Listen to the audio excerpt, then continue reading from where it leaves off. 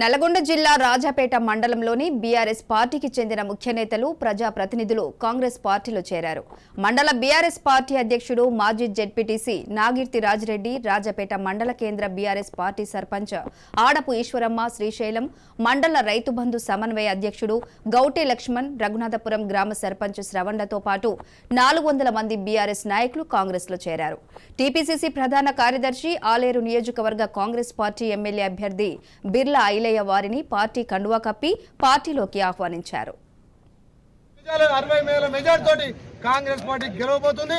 మీ అందరి నాయకత్వాన సీనియర్ నాయకులందరూ కలుపుకొని, తెలంగాణ ఉద్యమకారులను కలుపుకొని ఆలేరులో కాంగ్రెస్ జెండా ఎగరేస్తాం. 60,000 మెజార్టీని సాధిస్తామని చెప్పి తెలుసు. ఇవాళ పెద్దలు మండల పార్టీ టీఆర్ఎస్ మండల పార్టీ అధ్యక్షుడు రాజరెడ్డి గారు, అదేవిధంగా ఇప్పుడున్నటువంటి సర్పంచ్, రాంపురం సర్పంచ్, రాజాపేట సర్పంచ్, నమ్లే వైస్ ఎక్స్ఎంపీపీ చాలా మంది, 450 మంది, గౌటి లక్ష్మణ్ గారు రైతు సమన్వయకర్త కూడా చాలా మంది కాంగ్రెస్ చేరినందుకు, లక్ష్మణ్ రెడ్డి గారు ఎంతో మంది చేరినారు. వీళ్ళందరి సహకారంతో ఉద్యమకారులను కాంగ్రెస్ పార్టీ కడుపులో పెట్టి చూసుకుంటుంది. కాబట్టి మీ అందరి ఆశీర్వాదం వల్ల తెలంగాణ తల్లి సోనియా గాంధీ తెలంగాణ ఇచ్చింది.